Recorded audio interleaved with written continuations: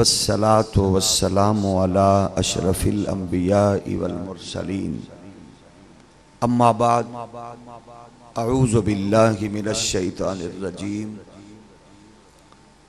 بسم الله الرحمن الرحيم قال النبي صلى الله عليه وآله وسلم إن أول ما نبدأ به في يومنا هذا أن نصلي ثم نرجع فننحر من فعله فقد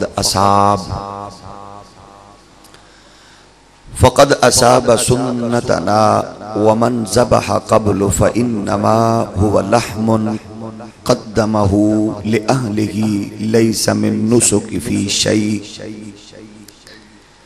فقام أبو بردة بن نيار وقد ذبح فقال إن عندي جزعة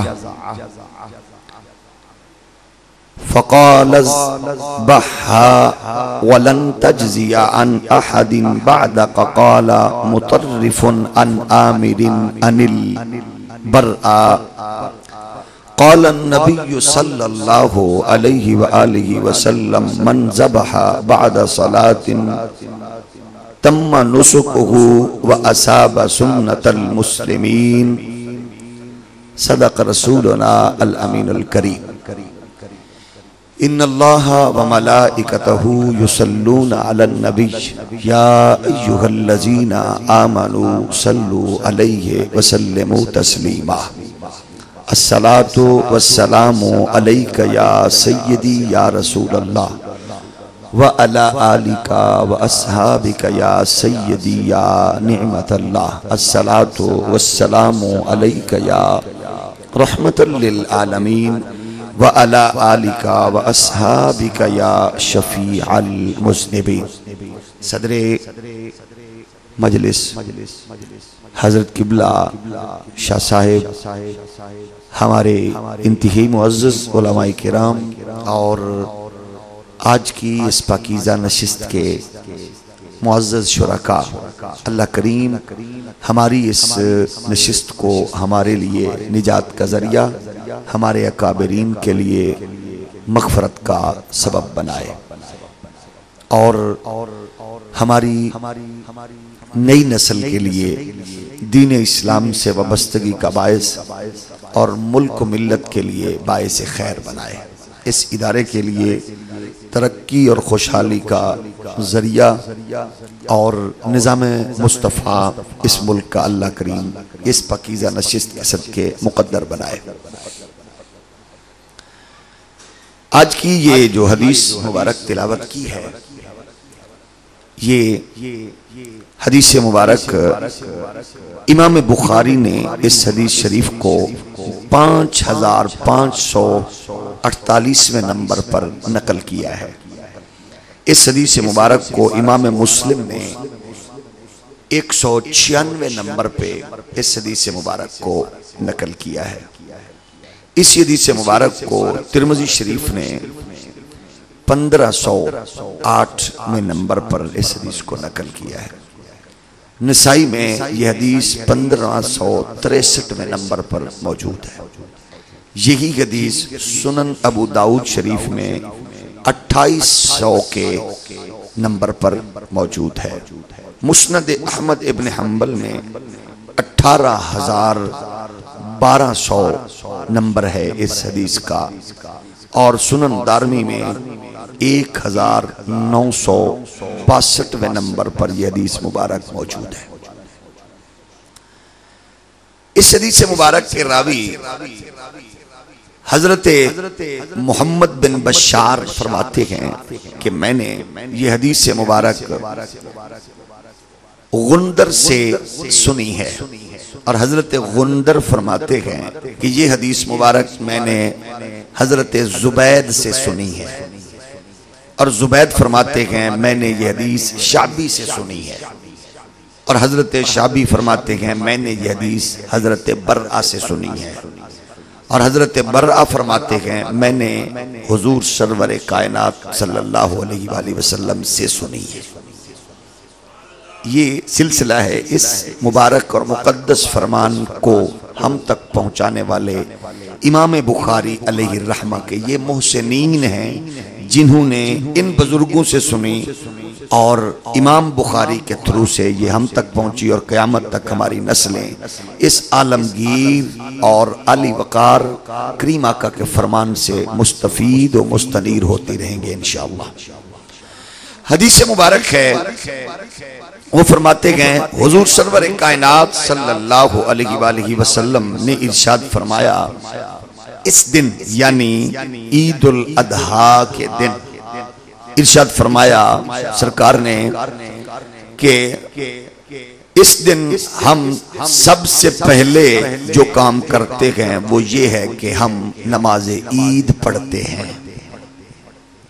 سرور کائنات صلی اللہ علیہ وآلہ وسلم نے فرمایا عید کے دن سب سے پہلا کام جو ہے یعنی فجر کی نماز کے بعد وہ یہ ہے کہ اس دن ہم پہلے عید کی نماز ادا کرتے ہیں، پھر ہم واپس جاتے ہیں اور نہر کرتے ہیں یعنی قربانیاں کرتے ہیں، جانور ذبح کرتے ہیں۔ پس جس نے یہ کام کر لیا حضور فرماتے ہیں اس نے ہماری سنت کو پا لیا۔ سرور کائنات صلی اللہ علیہ وآلہ وسلم نے ارشاد فرمایا اور جس نے پہلے قربانی کر لی تو گویا وہ ایک گوشت ہے جو اس نے اپنے گھر والوں کے لیے بھیجا۔ جس نے عید کی نماز کی ادائیگی سے پہلے قربانی کی وہ گوشت ضرور ہے، حلال ذبیحہ ہے، لیکن وہ قربانی کے اجر سے محروم ہو گیا، وہ قربانی نہیں کہلائے گی۔ پھر حضرت ابو بردہ رضی اللہ تعالی عنہ آپ ارشاد فرماتے ہیں، حضرت آپ فرماتے ہیں میں نے پھر یہ بات بھی سنی سرکار دو جہاں صلی اللہ علیہ وآلہ وسلم نے جب یہ فرمایا تو حضرت ابو بردہ کھڑے ہو گئے اور انہوں نے عرض کیا رسول اللہ علیہ وآلہ وسلم حضور میں قربانی کا جانور عید سے پہلے ذبح کر چکا ہوں۔ یہ مسئلہ جب سرکار نے فرمایا اس سے پہلے انہوں نے عرض کی یعنی سرکار کے فرمان سے پہلے کہ میں قربانی کا جانور عید سے پہلے ذبح کر چکا ہوں۔ سرکار دو جہاں صلی اللہ علیہ وآلہ وسلم نے فرمایا جب انہوں نے عرض کی تو میرے کریم آقا صلی اللہ علیہ وآلہ وسلم نے ارشاد فرمایا کہ کیا تم نے پہلے قربانی کر لی؟ جی میں نے کر لی۔ تو عرض کرنے لگا حضور اب میرے پاس اور تو قربانی کے لیے کچھ نہیں، ایک بکرا ہے جس کی عمر 6 ماہ ہے، تو میرے لیے کیا حکم ہے؟ سرکار نے ارشاد فرمایا تم اس بکرے کو ذبح کر دو، جو تمہارے پاس ہے اس کو تم ذبح کر دو، لیکن تمہارے سوا اور کسی کو حکم نہیں ہے۔ 6 ماہ کے بکرے کی قربانی باقیوں کے لیے نہیں، تیرے لیے ہے، اس کو ذبح کر دو، اور یہ تمہارے بعد اور کسی مسلمان کے لیے جائز نہیں ہے۔ شرط یہ لگائی فرمایا تیرے لیے جائز ہے اور تیرے بعد کسی کے لیے جائز نہیں ہے یہ عمل، تو 6 ماہ کے بکرے کی قربانی کر۔ گویا اللہ کے محبوب کو اللہ کی طرف سے یہ طاقت قوت اختیار ہے، نبی کریم جب چاہیں جو چاہیں جتنا چاہیں حضور کسی کو اس کی عطا کردہ طاقت سے عطا فرماتے ہیں اور فرما سکتے ہیں۔ ایک مسئلہ تو یہ ہے، ما آتاکم الرسول فخذوہ وما نہاکم عنہ فانتہوا، میرا رسول جو دے دے وہ لے لو، جس سے روکے اس سے رک جاؤ۔ یعنی رسول کی عطا ہے اور رسول جس کو چاہیں عطا فرماتے گئے، جس سے روکیں اس سے رک جاؤ۔ اب اس میں من ذبح قبل، جس نے نماز کے وقت سے پہلے قربانی کر لی۔ اسی طرح لیس من نسک، یعنی یہ عبادت نہیں ہوگی اس کی، یہ اس کے الفاظ پر میں عرض کر رہا ہوں، بخاری شریف کے جو اس میں کچھ الفاظ کے معانی، اس کی قربانی کا ثواب نہیں ہوگا، بلکہ لیس من نسک، یعنی وہ قربانی نہیں ہوگی بلکہ وہ اس کا گوشت ہوگا۔ اسی طرح پھر اس حدیث مبارک میں ایک لفظ آیا جزعہ، فرمایا یہ بکری کا بچہ جو 6 ماہ سے کم ہے، جس کی قربانی کا جواز نہیں ہے، لیکن حضور نے یہ اختیار سرور کائنات صلی اللہ علیہ وسلم نے اپنے صحابی کے بارے میں اختیار کیا۔ حضور نے یہ حق کے استعمال فرمایا کہ اس کو کہا تو کر لے۔ دمبا 6 ماہ کا مضبوط فربا موٹا تازہ وہ جائز ہے، بکرے کے لیے حکم نہیں ہے۔ وَلَن تَجْزِيَ، تم اس بکری کا بچہ قربان کر لو۔ اب اس حدیث مبارک سے آگے بہت سے محدثین نے اور بہت سے ائمہ نے جو اس قربانی کے حوالے سے کچھ اپنی تحقیق اور اپنے احادیث سے جو کچھ انہوں نے استنباط کیا اور لیا حدیث کے ذخیرہ سے، وہ اپنے طور پر فرماتے ہیں۔ ان کی قربانی کے بارے میں مختلف آ رہا ہے۔ چنانچہ حضرت سعید بن مسیب، حضرت عطا بن ابی رباح، حضرت علقمہ، حضرت الاسود، امام شافعی، حضرت ابو ثور فرماتے ہیں کہ قربانی بطور فرض ہے، واجب نہیں، بطور فرض واجب نہیں، بلکہ یہ عمل ان ائمہ کے نزدیک وہ فرماتے ہیں فرض اور وجوب کا درجہ نہیں رکھتی، بلکہ یہ امر مستحب ہے۔ جس نے قربانی کی تو اس کو فرماتے ہیں کہ ثواب ہے۔ اسی طرح فرماتے ہیں جس نے نہ کی ہو تو ان ائمہ کے نزدیک وہ گنہگار نہیں ہوگا ان کے ہاں۔ اسی طرح حضرت ابو اللیث، حضرت ربیہ فرماتے ہیں ہماری رائے یہ ہے کہ خوشحال شخص ہو اور قربانی ادا کرنے پر قادر ہو تو اس کو قربانی ترک نہیں کرنی چاہیے۔ امام مالک نے کہا جس نے قربانی کو ترک کیا اس نے برا کام کیا، سو اس صورت میں اس کا کوئی عذر نہ ہو۔ تو ابراہیم النخعی سے منقول ہے کہ قربانی کرنا ان کے نزدیک فرماتے ہیں کہ شہر والوں پر واجب ہے۔ حجاج نے اور علامہ ابن المنذر نے کہا، محمد بن حسن کہتے ہیں قربانی کرنا ہر اس شخص پر واجب ہے جو شہر میں مقیم ہو اور وہ خوشحال بھی ہو۔ امام ابو حنیفہ اور حضرت امام ابو یوسف رضی اللہ تعالیٰ عنہ آپ فرماتے ہیں قربانی کرنا ہر اس شخص پر واجب ہے جو آزاد ہو، مقیم ہو، مسلمان ہو اور خوشحال ہو۔ یہ ہمارے مذہب میں ہے، یعنی احناف میں یہ ہے۔ اور ہمارے اس مذہب کی اس صحیح تعریف کو بیان کیا صاحب ہدایہ نے اپنی کتاب میں قربانی کے حوالے سے جو کچھ شرائط بیان فرمائی ہیں وہ ساری اسی تصور پر مبنی ہے۔ صاحب ہدایہ فرماتے ہیں کہ قربانی کرنا ہر اس شخص پر واجب ہے جو مسلمان ہو، آزاد ہو اور مقیم ہو، اور قربانی کے دن وہ خوشحال ہو۔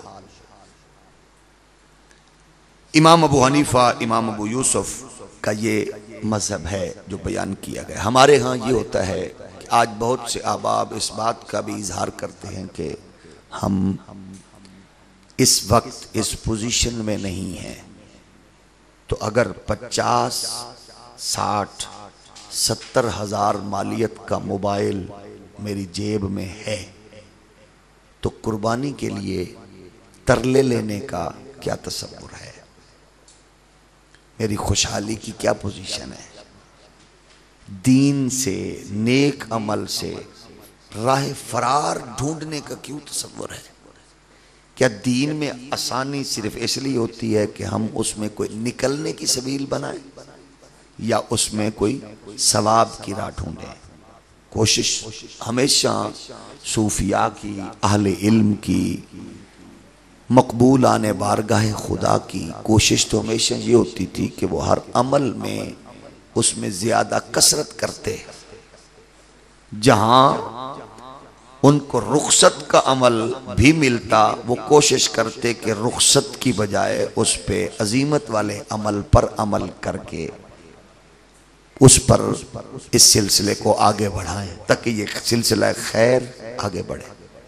اس میں پھر ایک پہلو یہ ہے، ہمارے ہاں یہ ہوتا ہے عموماً کچھ جماعتیں اور تنظیمیں سیکولرزم کو پروان چڑھانے والی، پھر وہ اس میں نئی نئی باتیں نکالتی ہیں جس میں جو لوگ حدیث کے منکرین ہیں وہ کہتے ہیں دیکھو اس میں ایک بڑا نام پرویز صاحب کا ہے، اب اس میں کچھ اور لوگ بھی آ گئے۔ پرویز کی ایک کتاب ہے سلیم کے نام خطوط، اس میں وہ لکھتے ہیں کہ جس دن سامنے والی گلی میں 1,00,000 مالیت کا جانور خریدا گیا، اسی دن اس گلی کے فلاں مکان میں ایک عورت فاقے سے مر گئی۔ جس دن فلاں کام کیا گیا اس دن فلاں گلی میں ایسا ہوا۔ یہ انکار کے سارے ہیلے اور بہانے تراشنے کا کام ہے۔ اب جو عمل اصحاب رسول نے کیا، حضور سرور کائنات صلی اللہ علیہ وسلم کے پاک اور مقدس عمل اور حکم کے بعد امت پوری ایک طرف ہے اور ایک طرف چند سیکولر مائنڈ رکھنے والے لوگ ایک طرف ہیں، تو ان کو نہیں دیکھا جائے گا، فرمان مصطفی پر عمل کیا جائے گا۔ حدیث مبارک یہ ہے، سید عائشہ فرماتی ہیں حضور نے فرمایا عید الاضحیٰ کے دن جانوروں کا خون بہانے سے زیادہ پسندیدہ اللہ کے ہاں اور کوئی عمل نہیں ہے، اور قربانی کا جانور اپنے سینگوں بالوں کے کھروں کے ساتھ آئے گا، اور قربانی کے جانور کا خون زمین پر گرنے سے پہلے اللہ کے پاس مقبول ہو کر پہنچ جاتا ہے، لہٰذا تم خوش دلی سے قربانی کیا کرو۔ حضرت امام ترمذی رضی اللہ تعالیٰ عنہ فرماتے ہیں آپ صلی اللہ علیہ وآلہ وسلم کا ارشاد گرامی ہے کہ قربانی کرنے والے کو قربانی کے جانور کے ہر بال کے بدلے میں اللہ ایک نیکی عطا فرماتا ہے۔ اس کو ترمذی نے حدیث نمبر 1493 پہ نقل کیا، ابن ماجہ نے حدیث نمبر 3126 نمبر پہ درج کیا ہے حضور کی اس پاک اور مقدس حدیث کو۔ حضرت ابن عباس فرماتے گئے عید الاضحیٰ کے دن اللہ تعالیٰ کے نزدیک سب سے محبوب وہ روپیہ ہے جو قربانی پر خرچ کیا جائے، یعنی اللہ یہ دیکھتا ہے کہ اس بندے نے اپنا سب کچھ میرے حضور قربان کس انداز سے کر رہا ہے، مال کی قربانی بھی دے رہا ہے اور خواہشات کی قربانی بھی دے رہا ہے۔ امام نے اس کو بیان کیا المعجم الکبیر میں، اس کے حدیث مبارک نمبر ہے 1894۔ حضرت زید بن ارقم فرماتے ہیں سرکار نے فرمایا قربانی تمہارے باپ ابراہیم کی سنت ہے، اس میں تمہارے لیے خون کے ہر قطرہ پر ایک نیکی کا اللہ کی طرف سے ثواب اور اجر ہے۔ اس کو ابن ماجہ نے 3127 نمبر پر نقل کیا ہے۔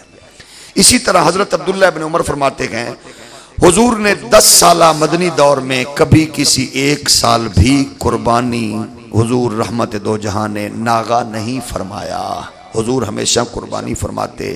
اس کو امام ترمذی نے حدیث نمبر 1507 نمبر پر اس کو درج کیا ہے۔ حضرت عمران بن حسین فرماتے ہیں حضور نے اپنی بیٹی سیدہ فاطمہ کو فرمایا اے بیٹی قربانی کے پاس موجود رہو، کیونکہ اس کے خون کا پہلا قطرہ زمین پر گرنے سے گناہوں کو اللہ کریم بخش دیتا ہے۔ اور یہ دعا پڑھی کرو ان صلاتی و نسکی و محیای و مماتی للہ رب العالمین لا شریک لہ و بذالک امرت وانا اول المسلمین۔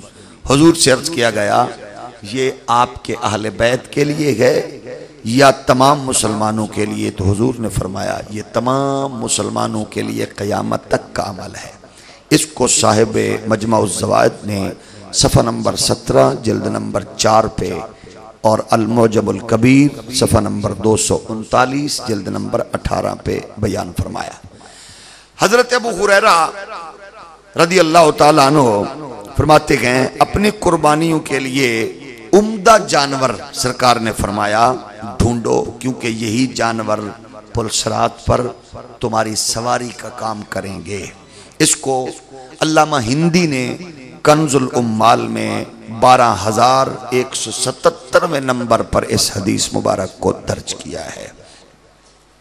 سرکار دو جہاں صلی اللہ علیہ وآلہ وسلم کی بہت سی احادیث اس عمل کی وضاحت بھی کرتی ہے اور اس عمل کو مزید حسین بنانے کا تصور بھی پیش کرتی ہے۔ حضرت عبداللہ بن عمر بن عاص رضی اللہ تعالیٰ عنہ فرماتے ہیں سرکار دو جہاں علیہ السلام نے فرمایا مجھے اس یوم الاضحیٰ کے دن کو اس امت کے لیے عید کا دن قرار دینے کا اللہ نے حکم دیا ہے۔ حضور سرور کائنات صلی اللہ علیہ وآلہ وسلم کی بارگاہ میں ایک شخص نے سوال کیا اور جواب ملا اگر میرے پاس، اس نے عرض کیا کہ اپنی بکری نہ ہو تو کسی کی بکری ہو تو کیا اس کو ذبح کروں؟ فرمایا نہیں، بلکہ تم اپنے بالوں ناخنوں کو کاٹ لینا، مونچھوں کو تراش لینا اور منہ زیر ناف مونڈ لینا، یہ اللہ کے نزدیک تیرے لیے پوری قربانی کا اجر ہوگا۔ اس میں بھی اللہ کے محبوب علیہ السلام نے کسی اپنے غریب امتی کو سرکار نے اس عمل سے بھی معروم نہیں فرمایا کہ اس دن اس کو بھی اجر اللہ کی طرف سے عطا ہو جائے، مل جاتا ہے۔ اس کو بیان کیا سنن ابو داؤد نے 2799 نمبر پر اس حدیث کو درج کیا۔ امام نسائی نے اس کو 4377 نمبر پر اس حدیث کو درج فرمایا ہے۔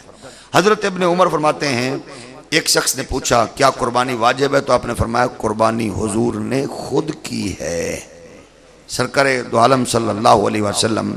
پھر اسی پر سوال کیا گیا تو آپ نے فرمایا تجھے عقل ہے؟ جو عمل حضور نے کیا ہے تو اس کے بارے میں پوچھ رہا ہے؟ تو فرمایا جب حضور نے خود کیا ہے تو بس اس پر اور کوئی بات نہیں، حضور نے قربانی خود کی ہے۔ اس کو ابن ماجہ اور اس حدیث کو امام ترمذی نے ترمذی میں بیان فرمایا ہے۔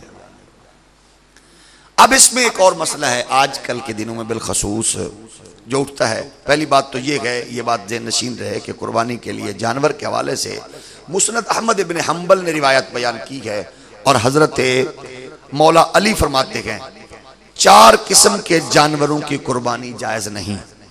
فرمایا کانا، جس کا کانا پن ظاہر ہو اس کی قربانی جائز نہیں ہے، بیمار جس کی بیماری ظاہر ہو، لنگڑا جس کا لنگ ظاہر ہو، لاغر جس کی ہڈیوں میں مغز نہ ہو، ان کی قربانی جائز نہیں ہے۔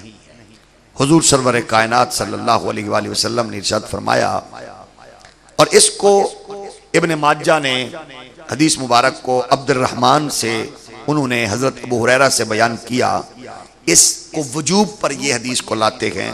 سرکار نے فرمایا جس شخص وسعت رکھتا ہو، وسعت کے باوجود وہ قربانی نہ کرے تو وہ ہماری عیدگاہ کی طرف نہ آئے۔ اب یہ اس کے وجوب پر لاتے ہیں، وسعت رکھتا ہو۔ آپ دیکھتے ہیں، میں نے پھر عرض کروں کہ مطلب اگر ہمارے پاس موبائل یا اس طرح کی کوئی قیمتی چیزیں ہیں، بعض جاہل لوگوں نے گلے میں چین ڈال رکھی ہے یا ہاتھ میں کوئی ایسی یا انگوٹھی ڈال رکھی ہے جو ہزاروں کی مالیت کی ہے، تو پھر وہ پوچھتا پھرتا ہے کہ جائز ہے کہ نہیں ہے، تو اس کے لیے یہ وعید ہے۔ سرکار نے فرمایا کہ وہ وسعت کے باوجود نہ کرے تو ہماری عیدگاہ کی طرف سرکار نے فرمایا نہ آئے۔ مولا علی فرماتے ہیں جس کے کان کٹے ہوئے ہوں اور سینگ ٹوٹے ہوئے ہوں اس جانور کی قربانی بھی جائز نہیں ہے۔ اس کو سنن ابن ماجہ نے نقل کیا۔ حضرت علی رضی اللہ تعالیٰ عنہ فرماتے ہیں کہ ہم جانوروں کے کان اور آنکھیں غور سے دیکھتے تھے اور اس کی قربانی ان کو دیکھ کر اس کے حسن کے مطابق پھر ان کو لیتے، ان کا دیکھتے کان تو نہیں پھٹا ہوا، سوراخ تو نہیں، پچھلا حصہ کٹا ہوا تو نہیں، پھر ان کی قربانی کرتے۔ اس حدیث کو امام ترمذی نے بیان فرمایا ہے۔ حضرت انس فرماتے ہیں رسول اللہ صلی اللہ علیہ وسلم نے 2 مینڈے چت کبرے سینگ والوں کی قربانی کی، انہیں اپنے دست مبارک سے حضور نے خود ذبح فرمایا اور بسم اللہ اللہ اکبر کہا۔ سرکار دو جہاں علیہ السلام کو دیکھا، اپنا پاؤں ان کے پہلو میں رکھا اور پھر بسم اللہ اللہ اکبر سرکار خود فرما رہے تھے۔ گویا حضور رحمت دو جہاں علیہ السلام کا یہ عمل سرکار نے خود کیا اور پھر حضور نے اس کی ترغیب بھی دی، اپنی طرف سے بھی فرمایا، اہل بیت کی طرف سے بھی۔ اس میں پھر ایک اور عمل ہے ہمارے ہاں آج کل بالخصوص، یہ ایک مرض لاحق ہے کہ دیکھیے اپنا اس میں بھینس کی قربانی کے بارے میں کیا خیال ہے۔ اس میں ہمارے کچھ دوست وہ جو شروع سے ضدی ہیں، مطلب ان کی کمپنی ہی ضدی ہے، وہ جن کا ٹریڈ مارک ہے ضد، ہر کام میں ٹانگ پھنسانا اور قوم کو الجھانا، اس میں ایک الجھاؤ یہ پیدا کرتے ہیں کہ جناب بھینس کی تو قربانی جائز نہیں ہے۔ بھئی بات یہ ہے کہ اگر بھینس کی جائز نہیں ہے تو پھر اس کا دودھ بھی نہ پیا کرو، دودھ پینے کے لیے جائز ہے تو قربانی کرنے کے لیے ان دوستوں کے ہاں ضدی کے ہاں جائز نہیں ہے۔ لیکن فتاوی قاضی خاں میں یہ بات موجود ہے اور انہوں نے اس کو بیان کیا ہے کہ بھینس کی قربانی فتاوی عالمگیری والے لکھتے ہیں کہ یہ گائے کے ہی حکم میں ہے اور بالکل جائز ہے۔ اسی طرح اس کو فتاوی بزازیہ نے بھی لکھا اور انہی گروپ کے وہابیوں کے گروپ کے فتاوی نظیریہ 258 صفحہ جلد نمبر 3، حاشیہ فتاوی ثنائیہ صفحہ نمبر 109 جلد 1، فتاوی ستاریہ جلد نمبر 2 جلد نمبر 3 صفحہ نمبر 2 پہ وہ کہتے ہیں کہ گائے اور بھینس کی ایک ہی حکم ہے اور بھینس کی قربانی جائز ہے۔ فتاوی علماء حدیث صفحہ نمبر 461 جلد نمبر 13 بھینس کی قربانی جائز ہے۔ فتاوی برکاتیہ صفحہ نمبر 342 بھینس کی قربانی جائز ہے۔ اسی طرح ایک اور مسئلہ وہ ان دنوں میں انتشار پھیلانے کے لیے پیش کرتے ہیں کہ جناب یہ جو قربانی ہے اس میں عقیقہ شامل نہیں ہو سکتا، مطلب قربانی ہے تو پھر قربانی ہوگی، ایک جانور ہے 7 اس کے حصے ہیں، اس میں ایک لڑکے کا عقیقہ ڈال دیا تو 2 حصے اس کے چلے گئے، 5 قربانیاں، اور ایک عقیقہ بیٹی ہے تو اس کا ایک حصہ۔ تو اہل حدیث ہمارے جو شدید ضدی دوست ہیں وہ کہتے ہیں اس کا کوئی تصور نہیں ہے۔ تو اس کے لیے علامہ شوکانی اہل حدیث مکتب کے بڑے عالم ہیں، نیل الاوتار میں کہتے ہیں کہ عقیقہ میں گائے کو ذبح کر کے اس میں قربانی کا بھی آپ حصہ ڈال سکتے ہیں، یعنی عقیقہ اور قربانی دونوں چیزیں جمع ہو سکتی ہیں، عقیقہ بھی شامل ہو سکتا ہے ایک اس گائے میں، تو اس میں آپ قربانی بھی کر سکتے ہیں۔ ہاں اس میں یہ ہے، ہمارے اکابرین نے لکھا قربانی کی اوجری کھانا اس کے حوالے سے یہ ہے کہ مکروہ ہے، نہ کھائیں بلکہ اسے دفن کر دیں۔ اس پہ بھی پھر علماء کرام نے بات فرمائی، اوجری اور آنتیں کھانا جائز نہیں، لہذا قربانی کے جانور کی اوجری اور آنتیں دفن کر دی جائیں۔ البتہ اگر کوئی بھنگی کھانا چاہے یا لے جانا چاہے تو اس کو منع نہیں کرنا چاہیے۔ اعلیٰ حضرت امام اہل سنت مجدد دین و ملت سیدی الشاہ امام احمد رضا رحمت اللہ تعالی علیہ فرماتے ہیں، فتاوی رضویہ جلد نمبر 6 صفحہ نمبر 167، آپ فرماتے ہیں اوجری اور آنتیں کھانا مکروہ ہے، تقسیم نہ کی جائیں بلکہ دفن کی جائیں۔ البتہ اگر کوئی بھنگی لے جانا چاہے تو اس کو منع نہیں کرنا چاہیے۔ اب مزاحن آپ کو یہ عرض کر دوں، یعنی وہ جو سوال ہمارے شدت پسند دوست کرتے ہیں ان کے لیے ہمارا مزاحیہ اور ان کے مطلب ان کے لیے ہماری یہ بات ہے کہ ان کے ہاں بھینس کی قربانی جائز نہیں ہے، تو یہ بات بتا دوں کہ ان کے لیے جائز کیا ہے، یہ بھی ذرا سننے کے قابل ہے۔ وہ فرماتے ہیں کہ گھوڑے کی قربانی جائز ہے۔ جن کے ہاں بھینس کی قربانی جائز نہیں ہے ان کے ہاں گھوڑے کی قربانی جائز ہے۔ تو ہمارے احناف میں گھوڑے کی قربانی جائز نہیں ہے، اس کا گوشت کھانا مکروہ تحریمی ہے، کیونکہ حدیث میں ہے حضور گھوڑے گدھے اور خچر کا گوشت کھانے سے منع کیا۔ حدیث شریف ہے نسائی صفحہ نمبر 170 جلد 2، ابو داؤد شریف صفحہ نمبر 175 جلد 2، اور طحاوی شریف 295 صفحہ جلد 2، دارقطنی صفحہ نمبر 287 جلد نمبر 4۔ ان کے ہاں گھوڑے کی قربانی جائز ہے کیونکہ گھوڑا حلال ہے، ان کے ہاں گھوڑا حلال ہے۔ فتاوی اہل حدیث صفحہ نمبر 557 جلد 2، گھوڑا حلال ہے۔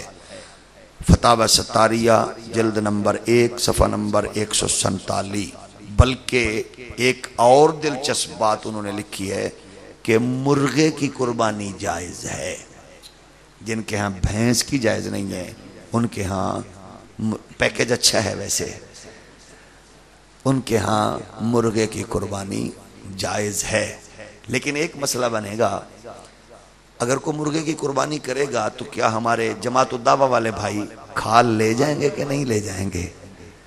اب یہ پتہ نہیں وہ فیصلہ کیا دیتے ہیں، لیتے ہیں یا نہیں لیتے، لیکن وہ لکھتے ہیں کہ مرغے کی قربانی جائز ہے۔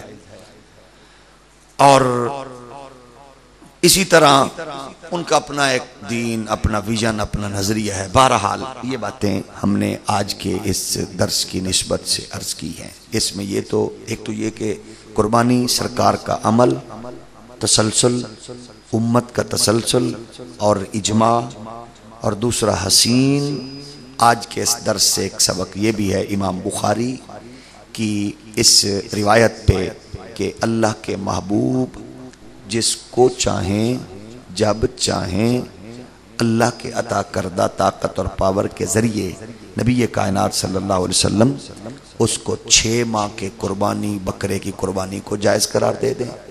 مالک ہیں، حضور چاہیں تو فرمائیں مرد کے لیے سونا حرام ہے، اور کوئی ایک صحابی کو حضور دیکھیں تو فرمائیں تیرے ہاتھ میں میں کنگن دیکھ رہا ہوں، ایک ہاتھ سے انگوٹھی اتاریں اور دوسرے صحابی کے ہاتھ میں ڈال دیں، وہ مالک ہیں۔ اللہ نے یہ پاور، یہ اختیار، یہ طاقت دی ہے۔ الحمدللہ ہم سلام پیش کرتے ہیں اپنے ان اکابرین کو جو ہمیں یہی اعلیٰ پاکیزہ عقیدہ دے کر گئے ہیں۔ اللہ کریم ہمیں اسی عقیدے پر زندہ اور اسی پاکیزہ عقیدے پر ہمیں موت نصیب فرمائے، آمین۔ وآخر دعوانا ان الحمدللہ رب العالمین۔ تو اب میں گزارش کروں گا حضرت قبلہ شاہ